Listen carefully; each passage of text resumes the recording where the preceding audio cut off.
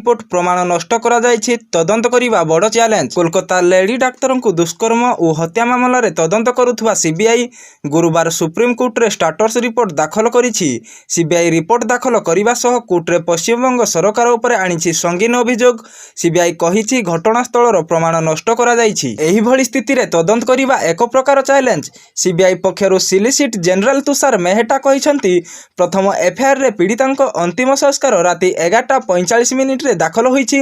प्रथमे परिवार लोकंकु कुहा जाइथिला आपणक झियो आत्महत्या करिछि, एहा परे मृत्यु परे जेतेबेले पीड़ितांक सहकर्मी वीडियोग्राफी कथा कहिथिले एही भली होइथिला। एथिरु लागुछि केस रे किछि गड़बड़ अछि। एही मामलार शुणाणी करिबा बेले जस्टिस डीवाई चंद्रचूड़ंग अध्यक्षतार गठित खंडपीठ कड़ा अभिमुखे ग्रहण करिसंती। कोर्ट पश्चिमबंग सरकारक वकील कपिल सिब्बलଙ୍କୁ पचारिसंती केतेबेले जणा पड़िला अपाकृतिक मृत्यु मामला लागुछि। एहाकु नै कपिल सिब्बल कहिथिले मध्याह्न 1:45 रे एहा रुजु करा जाइथिला।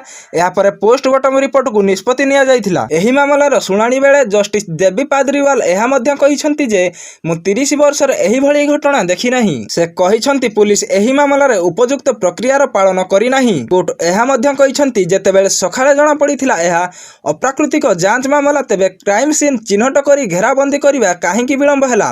एहा उपरे कपिल सिब्बल कहिसंती एभली किछि नुहे, पूरा क्राइम सीन वीडियोग्राफी करा जाइछि। प्रधान विचारपति डीवाई चंद्रचूड़ंग कहिसंती डाक्तरंकु निजर काम रे फेरी जिबा दरकार। आमे जानिछु बहुबार डाक्तर 36 घंटा पर्यंत काम करिबाकू पड़े। एहा छडा खराब परिस्थिति रे मध्य काम करंती। दयाकरी डाक्तरंकु भरोसा दियंतु जे आमे तांको पाई चिंतित जे तांको 36 घंटा काम करिबाकू पडुछि।